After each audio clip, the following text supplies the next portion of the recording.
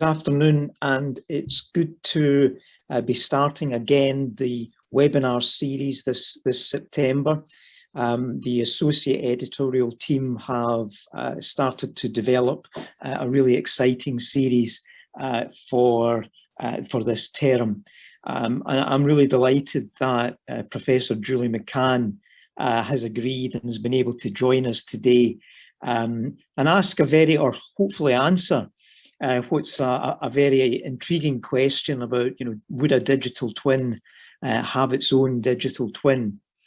So I'm going to just hand over to my colleague Omar Matar, who is actually a professor and head of chemical engineering at Imperial College, and knows Julie very well, just to introduce Julie and to chair the session. So Omar, all yours.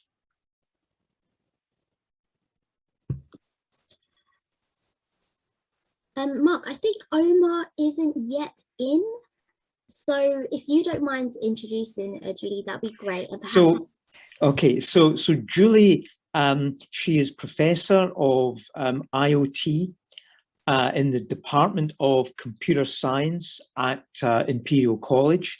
She's been there for quite some time, and her group she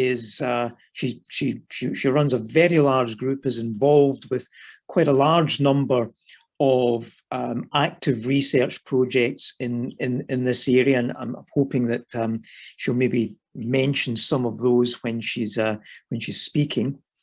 Julie recently took over as the deputy director of Petras, which is I'm just trying to remember what the acronym is for, but certainly a very, very important organisation across the whole of the UK in terms of security of engineered systems that rely on Internet of Things.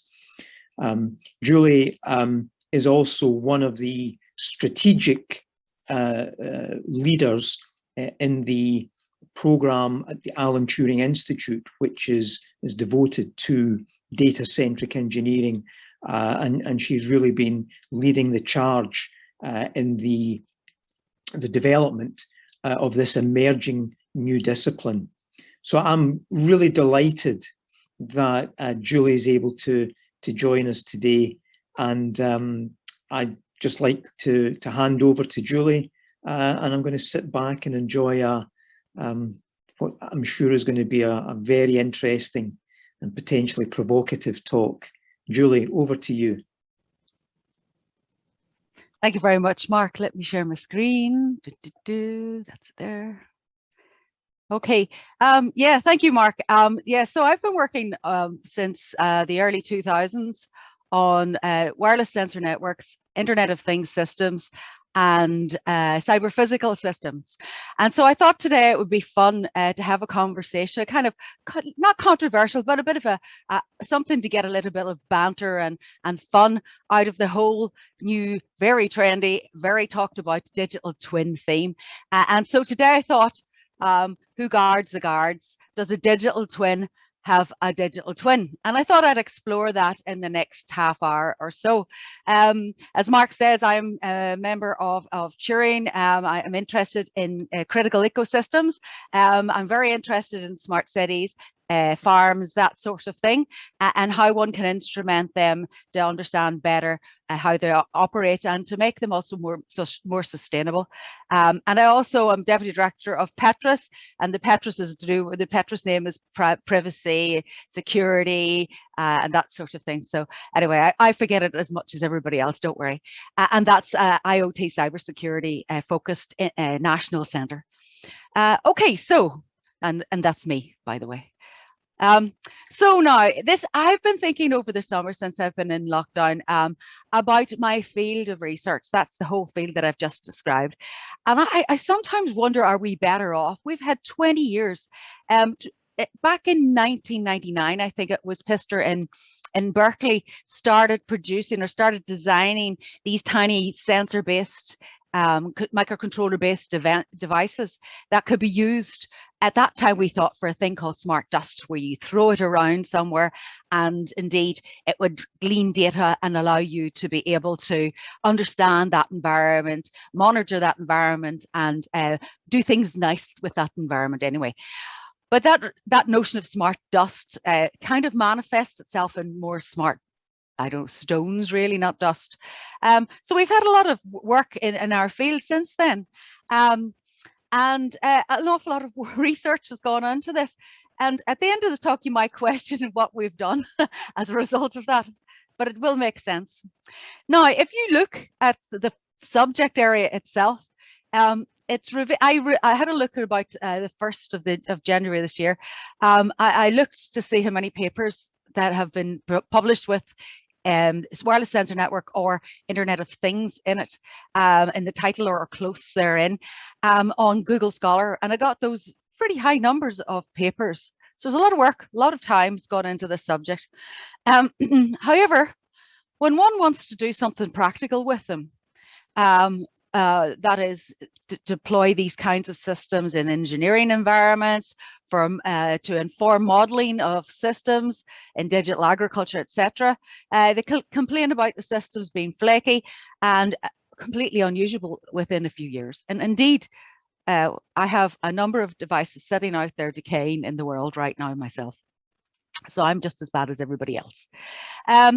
And so we have to take into account that those infrastructures that we're attaching our sensor systems to are designed by those who design those things, the civil engineers, the architects, and so on, for tens or indeed hundreds of years to be alive. And yet our systems barely can cope with a few years. So this started me thinking about this, and I did a nice keynote to my community this year as well, to think about what we're doing right and what we're doing wrong. And so this sort of led to the title that I'm introducing today. So by the way, this is me 20 years ago, and this is me now. So 20 years of IoT research turned you into this. Anyway, so what have I been looking at within that? And I'll get to the crux of our question in the next slide. So I've been looking at many different applications of sensor-based systems in many different areas. One particular area that I've worked in a lot with IBM and with other different H2020 projects and so on are looking at smart cities. Now, smart cities aren't, as people thought at the start of that movement, some big control room full of data flowing in and some sort of guy with a white cat looking at the whole city. We knew then that it would never be like that. It would be more grassroots. So I've been involved with a lot of grassroots implementations of sensor-based systems in cities. So for example, we've been involved with monitoring bins in cities, parking in cities. We've done massive amounts of projects on trying to improve water systems in cities, and that's water systems like, for example, the drinking water systems or the wastewater systems, and also systems that inform ordinary everyday citizens to better understand their environment and maybe make changes that make their environment better for them and generally for the planet. So we've been doing a lot of work on that. We've also been involved in, for example, looking at the security of IoT systems for smart grids. And we've also been very involved in trying to understand how sensor-based systems can be used in agri environments to better understand the water, food, energy nexus so that we can see where the pain points are. We can see how the impacts of shocks on those systems are manifest and so on. So to do this, I've been building many different types of systems to glean the data so that the scientists or the engineers or the users or the citizens can better understand what it is they are interested in. Now, I go to lots of different conferences and meetings and so on, and more recently, after the whole sort of wave of smart cities, smart has passed, we hear this new word, digital twin. And so I'm sitting in these meetings with digital twin, and people are going, oh, this digital twin sounds fantastic. And then later on, they take me aside and go, Julie, what's a digital twin? And so, to be honest, I don't really know either. And the truth is, it's a very differently described notion by different people with different viewpoints. So I used to go in and say, oh, I thought it was a suite of models. The models themselves have probably been derived from different sources of information or science, and we feed data into them. And then someone from civil will say, oh, no, we don't feed data into them. They just simulate the world we have now. And I'm going, okay. And then somebody else say, no, we do feed data into them. So I get different notions from different people who have different interests in the use of these things. And it is interesting that we don't have a solid, concrete, well understood definition. And this is one of the reasons that some people maybe think it's some form of hype, because if it's not well defined and people are thinking differently about it, perhaps does it really exist? Well, I don't believe it's hype, but I do believe we could do better in defining what it means. And I think over time, as we build more of them, we'll see that. What is easier to describe is what they're used for, the usefulness of them, which, who cares how you define it? That is the bottom line.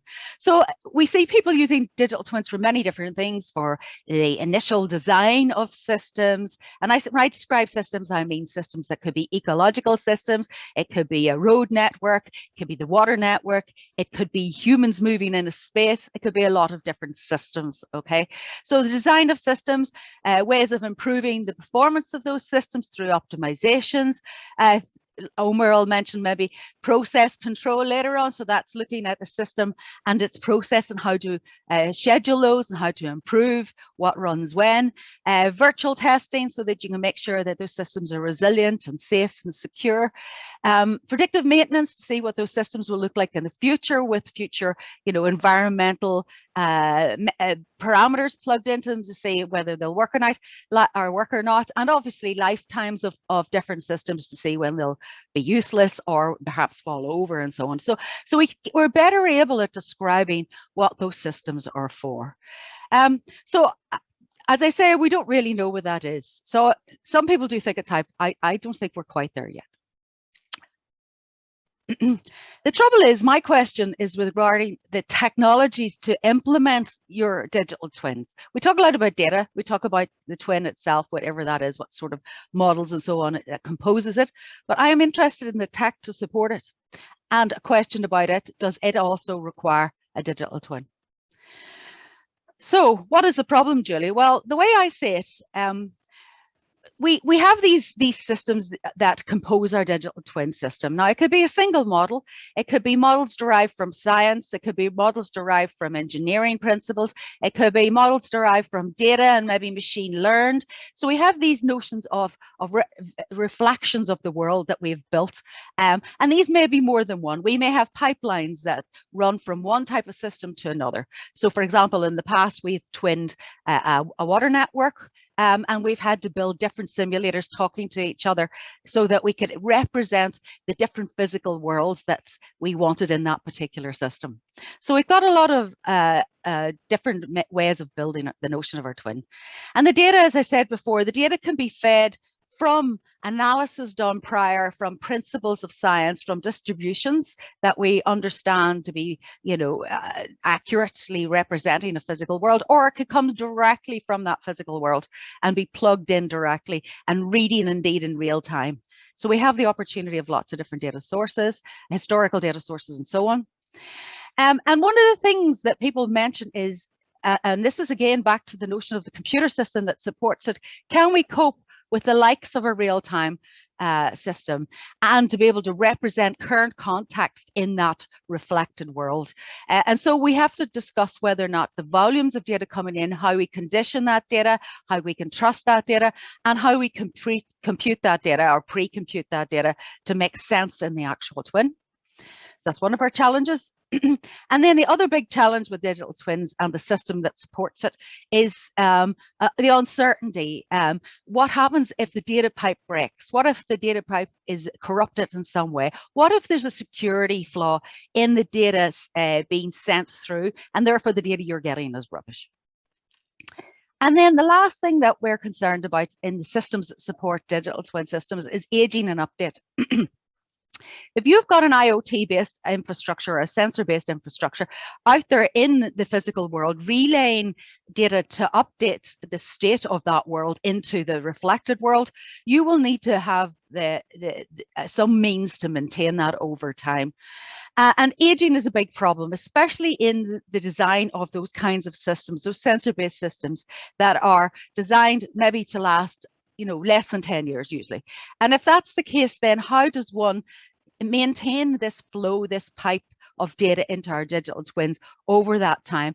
And indeed, how do we update those, and how do we propagate updates when maybe some of this is controlling something rather than just modeling and exploring an environment? We're actually running a control, i.e. an actuation or some sort of fixation into the real world or changing the real world. So we need to understand better how we do that. And to be honest, we don't really have the engineering tools and capabilities to do that right now. So let's talk about data and drill into that a little bit more. So we've got these models of these physical things, whether they be a water network or people moving in a space, etc., etc. And we have an evolving set of data relating to it, and it's stored and processed and reflected in the twin engines themselves. And then let's assume we have a means of dynamically updating our models, and the dynamic update of models could be at two levels. We could have the data, the parameters in the models being updated by the fresh data coming in, but also we may have misunderstood how something behaves in the physical world, and then we have to understand the logic of our models and re-look at that again. And again, that could be done through human in the loop, or it could be done maybe through machine learning, where we build a model more autonomously. So there's lots of different ways we could look at this. Now, I thought at this point I will give you some definitions of a digital twin. So I've got two here, one from IBM and one from the Digital Twin Consortium. And I just wanted to look at those. So the first one, the IBM one, basically says, very briefly, that a digital twin is a virtual representation of an object or system that spans its life cycle. Now that's quite heavy, its life cycle. It's updated from real-time data, that's a heavy word, and it uses simulation, machine learning and reasoning to help decision making. Now there's a lot in that to unpick. The second one is that a digital twin is a virtual representation of real-world entities and processes synchronized at a specified frequency and fidelity. Synchronized is very interesting there. I'll come back. Digital twin systems transform businesses. So this is more back to what they do or what they're useful for, by accelerating holistic understanding and decision making and making effective action. And they use real time, again, historical data, which is our old data that we've had in the past, to represent the past and present, to simulate predicted futures. And they're motivated by outcomes tailored to use cases, blah, blah, blah. And they use IoT systems. So some of the words that I've got there that are very interesting and challenging from a computer science perspective is that there's an assumption of real-time data. And this obviously coming from IBM, they want to be able to show that they can do real-time data. So that's the selling point for them. But this notion of real-time data is non-trivial. That's coming in from sensor-based systems. Sensor-based systems typically have a lot of complexity in their own right that may not be, let's say, conducive to real-time. Okay.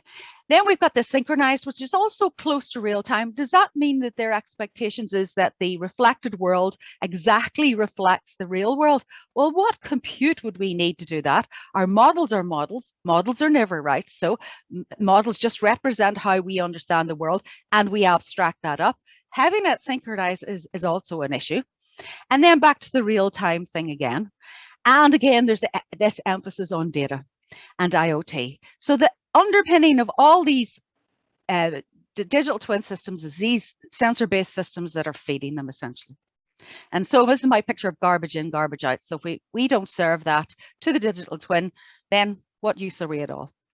So what's the problem with IoT? There's a number of problems with IoT systems. So sensor-based systems, because of the very nature of sensors themselves, They are noisy. That is, their readings are not always correct, so we have to condition them. They're prone to decalibration, so we have to be able to recalibrate, and that might mean that we physically have to go out and clean things, for example. They may be misplaced, compromised, degraded, etc. Obviously, we have issues with them being physically placed in a real environment, so someone could, you know, grab one, for example. I've had people knock mine with hoovers in the past, for example. Then the compute can be a problem. Those kinds of systems are typically tiny little systems that are, you know, sort of maybe ARM-based systems that are low end, low powered, so that the cost is good, so they can put a lot of them out there. But also that means then there's only so much you can do on board those tiny little systems. Now that's improving. Sensors are continuously improving. But today we still have that problem of the compute resource not being great, the sensors not always being accurate, and indeed, here's the other one, the environment that the actual compute resource is in can be impacted by that environment. For example, if the temperature goes up, sometimes our systems misbehave and in ways that we don't really 100% understand. So this is something we need to bear in mind. And then powering them up is a problem. If we want to place those in environments where maybe humans don't want to be, we want them maybe, or where there's no cables, we want them maybe to be battery powered.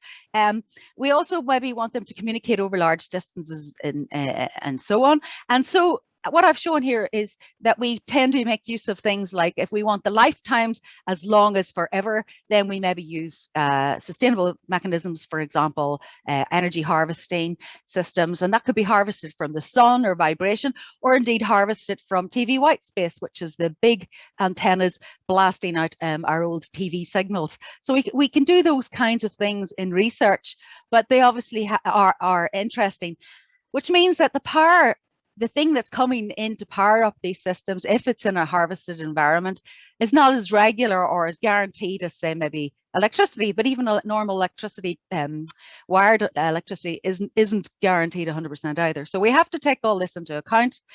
And then when we want to communicate, we have these systems and they have a plethora of different ways we can set them up. So for example, LoRa, you can set up the speed of the data, you can set up how much power goes into the antennas, you can set up so many parameters to try and ship that data to you in the time that you require. And there's a lot of balances and things we have to do to get that to you reliably with guarantees. So you'd think, wouldn't you, that if that is what's feeding our digital twins, we would have some sort of system to monitor that over time. Well, now, what do we have? Well, we typically have monitors. Normally, when we're building the systems first, we use simulators to test it out theoretically. Those simulators generate code, so it's exactly the same code going into the hardware, so they're not too bad. And then we use network simulators and so on to understand how those, you know, communications components work in the real world spaces, taking into account that, you know, my IoT device is not just the only one in the world. There's others out there. There's security devices that also impact on it. There's people doing all sorts of things. There may be jammers, all sorts of stuff out there. So we can play with those scenarios before we deploy. And then we've got monitoring tools. So at the moment, we're starting to see more and more startups providing IoT-based monitoring tools, so we can see things like packet delivery rates, you know, those kinds of metrics that we understand to indicate the performance of the system. But to be honest, that's about it. There's not much more than that.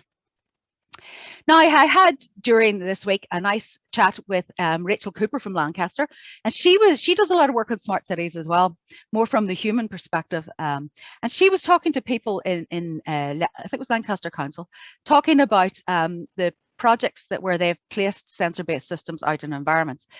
And she got this following rough information. She said, so if you have a clock indicating the lifetime of your system, the first 10 minutes is basically the design, test, build, and deploy. What I've just talked about is in the first 10 minutes. The last 5-ish minutes or so is decommissioning the system when it's, well, dead, obviously. And then this rather awful looking, horrible shaped thing, because I can't draw, and because it represents what happens here, is the maintenance, the upgrade, the update, the recalibration, the cleaning, the physical update, the logical update, the whole lot. That mess has literally few tools, I have to say next to nothing in terms of tools to be able to allow that to happen. So you can start to see how this is going to seriously impact any digital twin systems that is going out there. Now, these systems that support the digital twins are, as I say, immature in terms of their tools. It's not like straight software engineering systems where if you're building something in a data center, there's a plethora of tools to help you to verify your system and so on. We don't have that. And one of the reasons why it's difficult to have that is because you're not just simulating software behaviors, tasks, that sort of thing. You're simulating the physical environment because the sensors are physically placed in the environment and are impacted more physically than a data center, which is given a special environment, a controlled environment. So we're having to understand better how the physics of the environment impacts our system to be able to fully model it. And that's not really being done because we have this notion of logical and physical components. And we all have these massive amounts of emergent behaviors. We see these all the time, and I'll show you an example of one of those later. So let's see a scenario of where it could all go wrong. And the scenario that I typically use is the water network, which one of the ones that I'm most familiar with. So here what we have is a physical, oh, excuse me, I'll go back again. A physical network. The physical network is the water pipes underneath an imaginary town, let's say. And that's the gray network underneath there. You can see it behaves not unlike a computer network in terms of sort of why it's doing that. And so what we've got on top of that is sensors that are measuring the state of the water network, determining whether there's leaks, what the performance and so on is. And then we've got base stations communicating that up. Now, this has been timed. So what could go wrong with that? Okay, so one of the scenarios to make the computer network live forever was to power the computer network off the actual water system. It has lots of vibrations. Wouldn't this be marvelous? Therefore, what we wanted to do was basically get our sensor devices and so on. Oh, now we've gone into some weird thing. Sorry. To be able to be part of that. The problem with that is we need to create vibrations on the water pipe to do that. And if we create vibrations on the water pipe, that shortens the lifetime of that water pipe itself. Therefore, the impact of the computer system is impacting the physical system, and the physical system is impacting the computer system. And as I said before, we have no principled engineering of sensor-based systems to start with.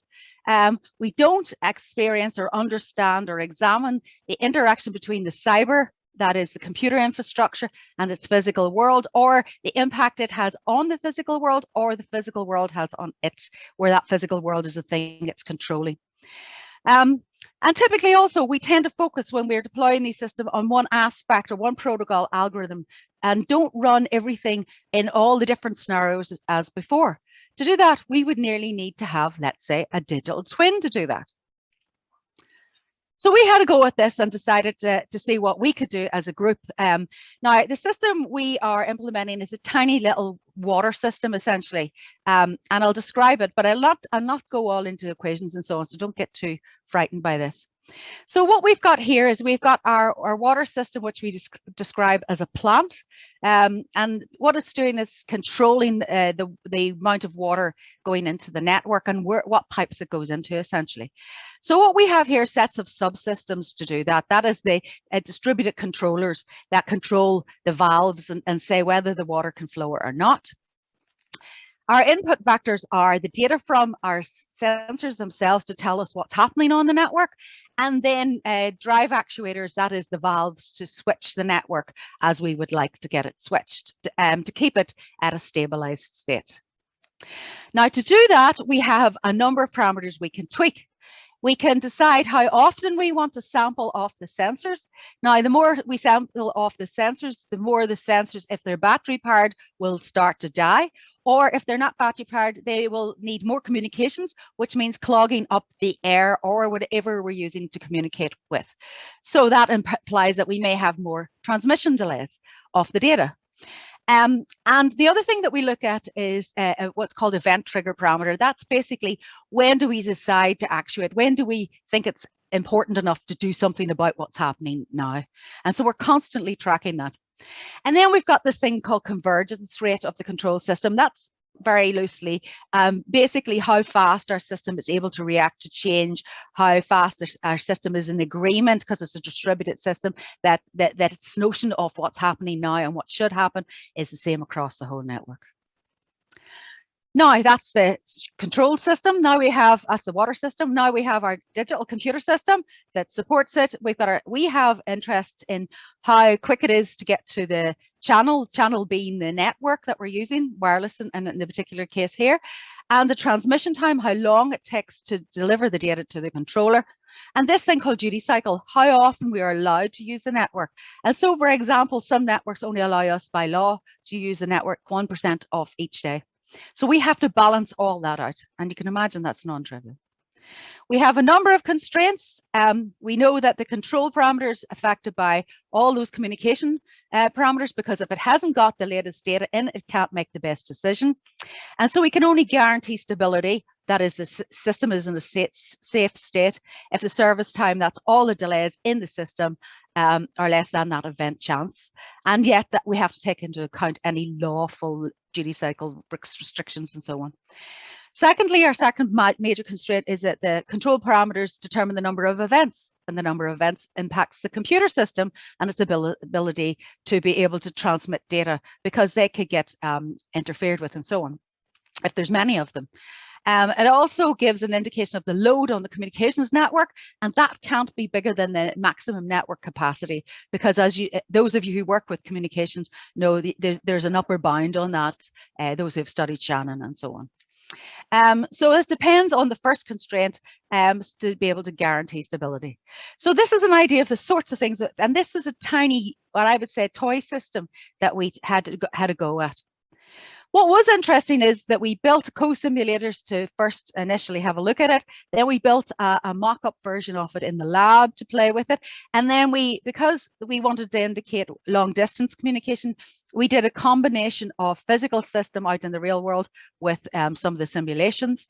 And we got it running. We demonstrated how we could get it stable and so on and so forth. So it demonstrated that this notion of bringing the cyber and the physical together will improve both systems. What we did find was, though, in the real world, this thing called capture effect phenomenon, where basically the system wasn't able to synchronize. Now, if we had stayed just in the reflected worlds, let's say, we would never have seen that. So there's a lot to be said about bringing some components of our system from the real world into our reflected world. So my question then is, does a digital twin have a digital twin? Well, not at the moment. It certainly doesn't, but it certainly needs one. Separate network and monitoring systems are nowhere near good enough to be able to both capture all the details and all the necessary notions found in the physical world, in the physical system we care about, and in the digital system that's supporting it. So we need a cyber system to design along with the physical system, and that set of slides in that paper I mentioned before did exactly that. We co-designed the digital system with the physical system. The physical system being the control infrastructure for the water network. We had a basic water network and all the physics of water networks already given to us, but on top of that we had to build our control system, and in doing so we demonstrated that we could build a better computer system to support that water network and a better control system that could actually allow the computer system to have longevity. But to do this in a non-toy environment means that we need a better understanding between cyber and the physical, those interactions. We don't really have that. We have no study of that at the moment, and we really need to do that. We need new ways to articulate this. So in other words, new ways of being able to communicate that between different disciplines, computing disciplines, you know, civil engineering, process control people, and so on. We don't have that either. It's really difficult for me, for example, to understand all the notions of a physical system, because that's not what my PhD was. So, you know, it's really not easy to do this. So we need new ways to articulate this, new tools to help all of us be able to do that. So I'd be happy to, in our panel discussion, to have any thoughts, any criticisms and so on, to know what your thoughts on this is too. And I think I'm slightly early, but that means we have more time for chat. Thank you very much. Thank you. Julie, thanks very much for an absolutely outstanding talk, I have to say. And for someone who's spent the last 2 decades working on on the realities of smart cities, how they've evolved, you speak with some real authority, I have to say. And I actually found this talk really quite sobering in many ways, because what you've done is, you've described certain facets about digital twins. So the first thing is that, you've said it isn't hype. And I certainly agree with you. I think that there's real technological innovation in the whole notion of the digital twin. But what you've highlighted is some of the enormous challenges that we face. And I certainly have been one who has always been sounding the alarm bell that, it's great to talk about a national digital twin, but, have we any idea just exactly the complexity of the interaction of systems and so forth that this is going to involve? And, you've spoken about things that, that sometimes we really forget about. The fact that these artifacts, these digital twins, will not be fixed in time, that they will evolve, and we don't know how they're going to evolve. And then, of course, simple statisticians like myself just assume that the data will be there, it will come, it will arrive, faithfully and precisely.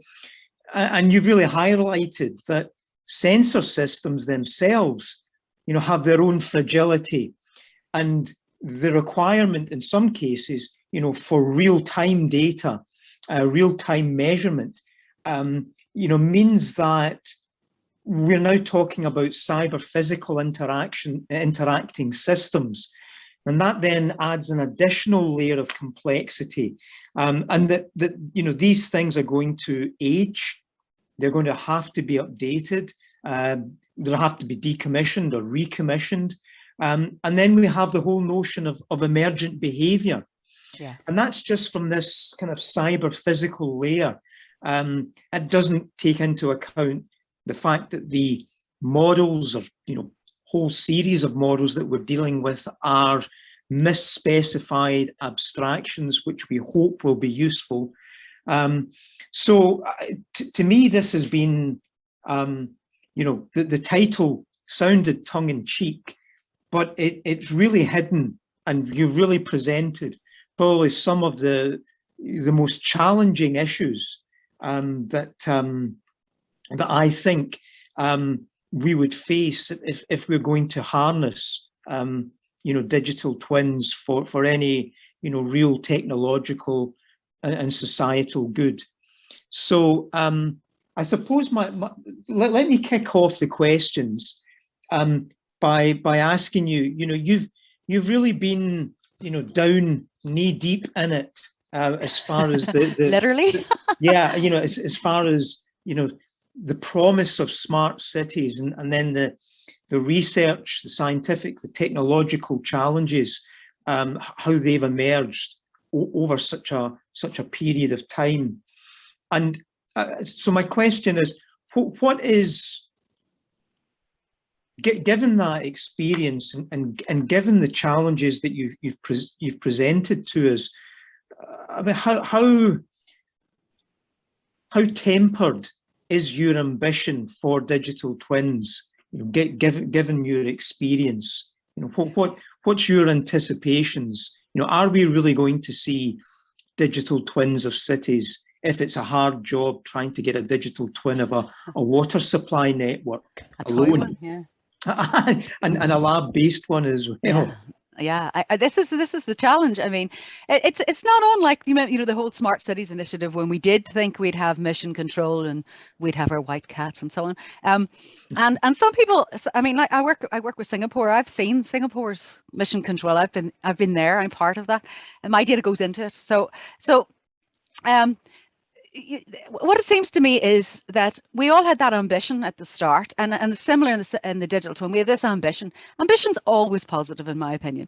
And so, but the reality is that it'll probably format in the same way as Smart Cities did in the end and is doing now, which is that it'll be more grassroots based rather than a single, here's what we're going to do and the rest of you will fall in. It'll probably be, I need this to work right now and it's not. Therefore, the best answer to it, not just a trendy answer, a best answer is to twin it, is to have the models to do this, and from that we see a lot. And one example of that is we've instrumented with a number of people in the UK a vineyard, and we basically built the models of that, life cycle models. We called it boring things. It's essentially a twin, but it's a life cycle model, and the data is coming in from our sensors, it's coming in from discussions from humans, it's coming in from many different sources. And what we were able to do with that was to pinpoint the water and the food energy nexus. We're able to understand at different scales what the pain points of that winery and vineyard were, so that they could better understand which parts of the fields need a different nutrition and so on, what part of the winery itself, when to order bottles, you know, those kinds of things. And so that's a very grassroots, well-defined area where that particular vineyard benefits from a model of itself, you know, this reflection of itself, that and it also, even in building it, allowed them to think differently about, because they had to be with us building that. That wasn't a bunch of computer scientists and mathematicians and some people in the wine industry. That was the owners of the vineyard, that was the workers in the vineyard co-building that with us. And that's the way I think it'll go. It'll go grassroots up. The problem then is, and this is something you'll understand being more of the mathematician, is how are we going to join those systems together if we're having a UK digital twin? It's easy enough getting maybe vineyards, but vineyards and, I don't know, Ocado, you know, that sort of thing's going to be hard. Yeah, I mean, I think you're absolutely right. This whole notion that we're going to have an interconnected system, and something you mentioned, Ocado, something that yeah. Paul Clark, the former chief technology officer of Ocado, talks about when he talks about digital twins is the notion of impedance matching them. And I think that's a great, if anyone that's studied electrical engineering will know all about impedance matching, and doing that, you know, for these sorts of structures is just going to be, well, I mean, it's going to be a real challenge. I mean, you also, what was quite interesting was you probably picked some of the hardest problems. You know, water distribution network where, I mean, I guess what water distribution systems in the UK are Victorian or even before that. And so you don't really know what the reality actually is. You know, you probably don't know where half the pipe work is, or, yeah. You know, what kind of condition it's in and so on. And then, you know, actually instrumenting that, you know, the physical challenges of doing that. You spoke about, it's not a simple matter of just running power to power the sensor network. You've got to think of very novel ways of getting that power. So an incredibly challenging example, which has thrown up all of these questions. But there are you know, many different applications where the challenges aren't so great, and the problem is pretty self-contained. Yeah. I mean, agriculture. Incidentally, are you allowed to say who the vineyard is? Oh yeah, it's Ridgeview. Lovely wine. I've been there. Blanc de Blanc is amazing. yeah, Ridgeview. Okay, order a case of Ridgeview tonight, and thank Julie McCann for the great yield they've appreciated. Well, I hope but you know, there are so in Cambridge, you know, the Centre for Smart Infrastructure and Construction have been working on a digital twin of a bridge. So that's it. You know, we've just got a bridge, trains go over it, and, you know, a network of sensors, fiber Bragg sensors were embedded in the concrete when it was poured. They can connect actual power to it and keep it going. We kind of know the physics to some extent of these bridges. But even then, there's still lots of things that are largely unknown, interactions with, the environment, environmental conditions, and so on. And the thing that's now going to keep me awake tonight is, the aging and the fragility of these networks over time. Yeah. Just exactly, and when they fail, when they drop out and you start to lose data and so on. Or being hacked. Just to add. And indeed, and which is why Petras is absolutely so important, because you can imagine Network Rail, say in 5 years' time, managing not just one asset like this, one bridge, but a whole network of them, and then they become a real target for malicious agents. So it's as I said, you've really brought up probably the real thorny, important questions about digital twinning, and it's really great. Oh, but don't have nightmares, because to be honest, we have been running water networks for 30 years, 40 maybe, using sensor-based systems. Then they were relatively not as sophisticated as what I was trying to describe, because what I was trying to describe was supposed to be an internet of water, which is super resilient in the water, zooms around problems and stuff like that, which is a next generation water system, not what we've got. And you're right about the pipes not all being known, but we have been running control systems and water systems and all sorts of systems with sensors for an awful long time in hospitals everywhere. So it's not, though I painted a scary picture, I just wanted to warn people that it's not as rosy, I think, as some people thought, but it's not as scary as I painted it either. Okay, so I'll rest easy tonight. Maybe after a bottle of Ridgeview wine, I might rest easy. I'm just wondering if there are any questions in the chat. I don't see any.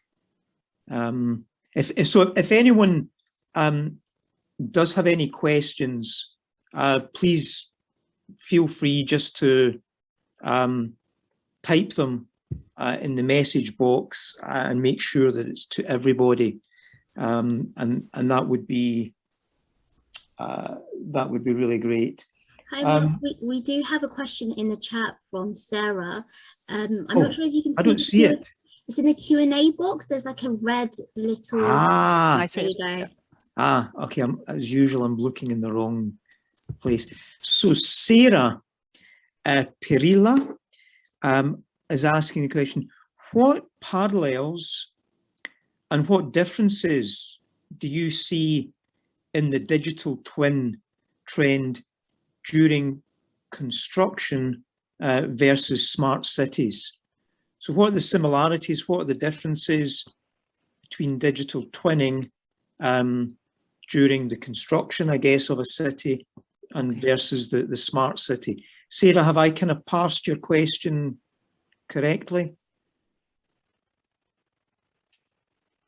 Good. Yes. Okay. Excellent. Yeah, okay. Oh, wow, that's interesting. I have to say, most of the cities I've been involved in smart cities has been retrofitting to cities that exist and environments that exist. I've never, apart from one, I've been a consultant on a city that was being built from scratch. And you're right to say that it is different. Retrofitting, you're sort of building a computer system to support the city based on what you've got there already. You can't move a building out of the way to improve the communications. You don't do what, for example, what Mark was talking about, being able to embed in the concrete directly, the strain gauges or whatever it was, sensor-based system, that sort of thing. So you've no choice. You have to retrofit it, and there's a lot of complexities and sort of trade-offs you have to make in that case. So building a new city and putting sensor-based systems into them is slightly different. But to be honest, if you're using what I would call non-research, very conservative technologies, it's pretty straightforward. You will wire everything. You will minimize any unusualness as much as you can. So that's what we did in real smart cities now. So there's smart cities research and there's real smart cities, and they're slightly different as a result. Now, digital twins, to me, it's orthogonal in a way, because a smart city is just a city that uses information to help people understand it. And when people were describing that, it could be just everybody on the streets. It's not like they're logging into the digital twin to do that, and have these sophisticated models of it. So it's not really, it was the data coming in like a monitor. So a bit like the speedometer in your car. In a smart city, that was the sort of notion. And what you do with that's up to you. So obviously that gets plugged into models in the water industry, but coming into your home, indicating what the tube network is like or whatever, is not really into a model as such. I think anyway. It's more, it gives you status information. And so that's a lot of what the smart city stuff did. It was giving and continues to give status information to different peoples, but some of it does go into models, and then that informs status, and some might go as far as control. And that's where the overlap starts to get. That's where the digitally twinny thing comes in, because you're reflecting in a model, simulators, whatever, a notion of reality. And so to me, it's an evolved thing. It's a term now that we use for something that was starting to evolve anyway. We thought, okay, we're getting all this data information. What about if we do more with it? What about if we do future, predictions and predictive control and so on has happened for a long, long time. What if we do, feed live data into CAD models and that sort of thing? We've been doing that. So it was an evolution. So to me, the notions are evolved from each other. And I'm just following on. What is the sort of take up of the digital twin concept within the smart cities research community, and then also within those that try and run smart cities? Well, from the research perspective, it's brilliant. It gives us more research funding, because it's a new trend, a bit of old rope happening there too. Yeah, no, it keeps me in a job, that's for sure. But they don't call it digital twins, because yourself, research is narrow deep, and so you tend to call it the thing that you're doing that would fit into a digital twin. So if you were doing ontologies, you'd be doing new ontologies, blah blah blah, and you'd say, and these are for digital twins, when I built our cyber physical system, it's so that this maybe can inform a digital twin. So we tend to be narrow deep and focused on. But smart cities, DCMS, etc., are very interested. The people who are interested in smart cities, they talk about. Could you just, for those that don't know what DCMS is? It's basically a government agency that's interested in smart cities, and has been for a number of years, and thought about it, and then had a pause, and now I've come back and are really keen on it because of the digital twin notion. Maybe now, because we're able to describe digital twins for what they can do, it's kind of renewed interest in smart cities. So we have those coming, talking to us now. How can we build these digital twins of city X or Y? Have we got a twin already? And then you say, yeah, kind of. You've got bits of it, whatever it is, but you have components that could be glued together to build a more viewful thing, if that was a word, and so on. So it kind of is happening, but it's just not given that term. And then now there's renewal of interest, and of course you can't be behind somebody else, so you have to get on top of that and understand it better. So yeah, we're seeing renewed interest in smart cities as a result of the twin thing. And do you think, given the climate crisis and the fact that we're already starting to see the impact that a changing climate and changing weather systems is having on the urban environments that we live in, the facilities, the services that we rely upon, some of them are really starting to show their fragility and the lack of resilience in this changing climate. Do you? Are you starting to hear much within the smart city communities, both commercial, industrial, and research, about how this sort of digital twin technology might mitigate what we're starting to experience. To be honest, most of the projects that I work with are sustainability oriented, and that's exactly what they're using it. Now there are other things to cut costs and make efficiencies, but sustainability is a big one, because the twin allows you to do future scenarios, and shocks to systems. That's the beauty of it. As long as you've programmed them to do that, that's the thing, and have an understanding of the physics and so on. But yeah, exactly. So even recently, I live down near the Tower of London, so that means I'm near the Thames, not on the Thames, but near. And by accident, I was looking for something else and found simulations of what my flat would be like in 50 years, given the current climate situation. And I'm thinking of buying a boat. So, so I was thinking, well, I could stick sensors down on the Thames, and I'm sure there are some down, around the protection barrier, the Thames barrier, all that. I'm sure there's loads that I just don't know about, that could be used to help feed those simulations that I accidentally found. I know in Singapore they do that, down in the Marina Bay. It's full of sensors, absolutely full of sensors, and that is to keep an eye on that. Especially anywhere where there's something slightly artificial, man-made area of a country, you have to really keep an eye on it, because nature takes its own, and so they have simulations of that to keep an eye on that, and to make sure that if new building, which is happening regularly in Singapore, occurs, that it won't negatively impact what they've got there already. So that's the sort of thing, and that's very interesting, I find, and that is where we're computer scientists and mathematicians and physicists and environmental modelers and so on all get together and can do something really impactful, I think. Yeah, absolutely. I seem to be hogging things, but let me just ask something about the cyber physical interaction, and you spoke about these emergent behaviors. It'd be interesting just to hear a bit more, and even go geek on us and go techie on us if you want. But what are the sorts of, what are the unexpected emergent behaviors that you've seen, as far as the cyber physical interaction is concerned?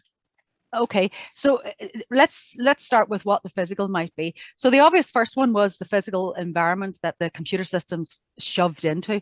So your bridge, for example, your bridge is impacting how well that sensor, the temperature of your bridge is impacting how well that sensor system is recording and sending data.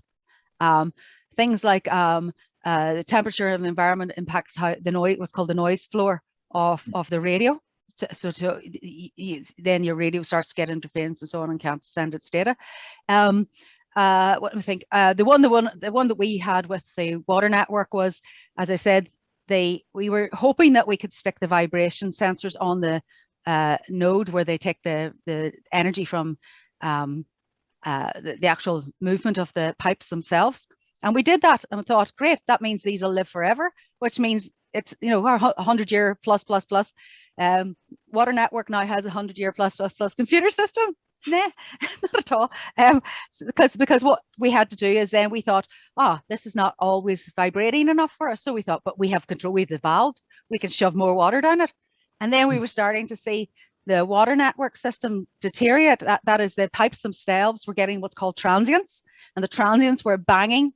The pressure was banging against the pipe, and we were creating that to power up our system, and that wasn't very good for the physical system. So there's loads of examples you could give. So there's the ones that are for all sensor systems and environment, and there's ones particular to a given application of the sensor system where it's pulling in data from a physical system that itself, and as I say, we were controlling that system to our benefit, but not to its own benefit. So, but it was okay for customers. So we were okay with the customer one, the constraints that customers require water on demand, blah blah blah. So it's fun, I have to say, to try and think of all these things. I'm trying to think of other ones offhand. If my team was sitting here, they were going, yeah, tell them about this one, tell them about that one. The other one, of course, is the lovely one that's really hard to model, which is the human in the loo. Human in the loop. Oh my goodness. I don't know who's doing digital twinning with humans in the loop. I'd like to talk to them, because that's even when they're placing sensors and stuff in the wrong place, even though they were told elsewhere, knocks everything off. So, you know, the human in the loop's interesting. I mean, that's a really important one that you raise. And, you know, the process industry, the chemical process industry relies on operators, and operators are humans in that loop. Yes. And it's probably something that isn't terribly well,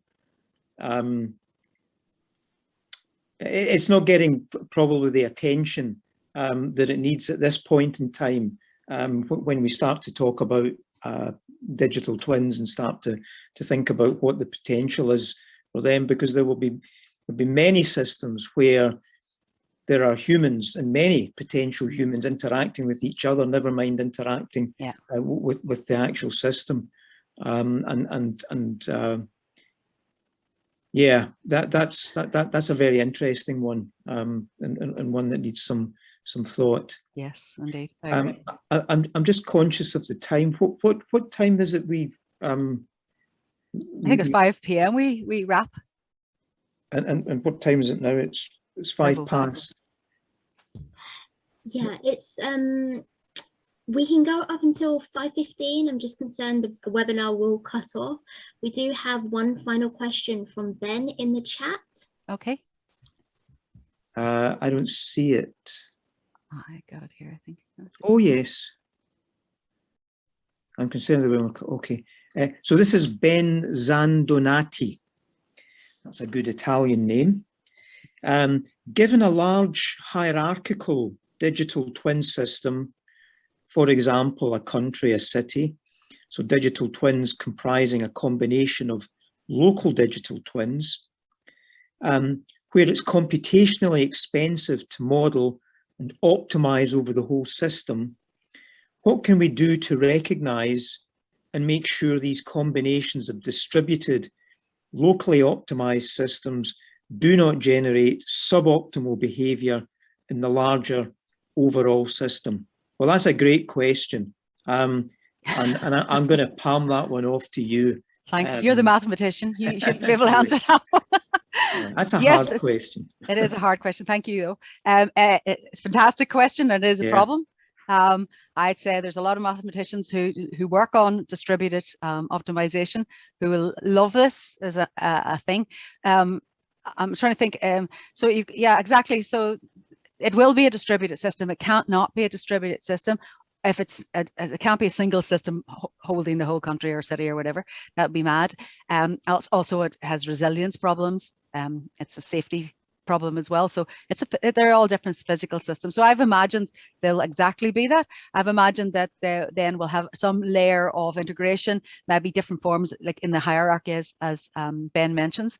But just the notion of optimal will be contradictory in one system anyway, because as I said, in my computer system versus a water network, there's contradictions there already, but I have to lose. I'm supporting that water network, so I lose, it wins.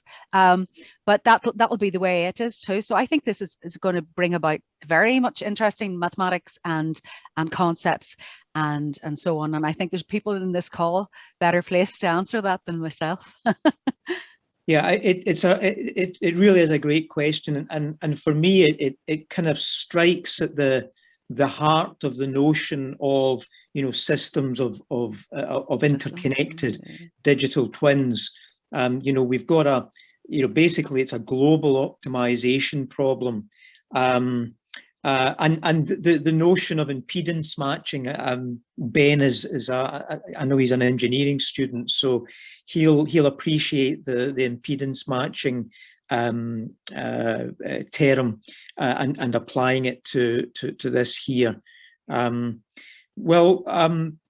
Yeah, Ben, there's no answer. Well, the answer is that we know it's a problem, and we're busy writing grant proposals to actually get people in place to look at it. Great question, and really probably hits at the heart of one of the biggest issues associated with distributed digital twinning. Yeah, exactly. Great question. Ben, you'll have a job for life. There you go, Ben. Okay, I think we're just coming up to 10 past. So if there are any final questions, we could take maybe one more. And if not, then we should probably think about wrapping up.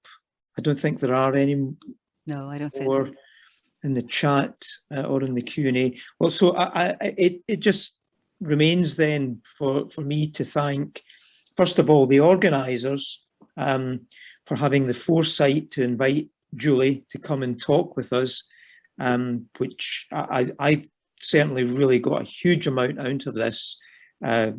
Great talk. And I really like that flat that she's sitting in on the She Thames. wishes, look. Thames has never looked better than what I'm seeing here. But thank you, Julie. That was a really, really great talk. Very, very thought-provoking, and I think comes at a really great time when there's an awful lot of interest, both at a research level, at a commercial level, and also at a government level as well, about the importance of digital twinning. And I think what you've laid before us are some of the very important questions and challenges that we really need to take seriously and address comprehensively before we can enjoy the benefits of digital twinning. So thanks very much, Julie. If this was in person, we could all go for some drinks now, but unfortunately, it'll be a nice cup of tea in the kitchen, I guess. Cheers. Thank you very much. It was a pleasure to chat. Great. Thank you.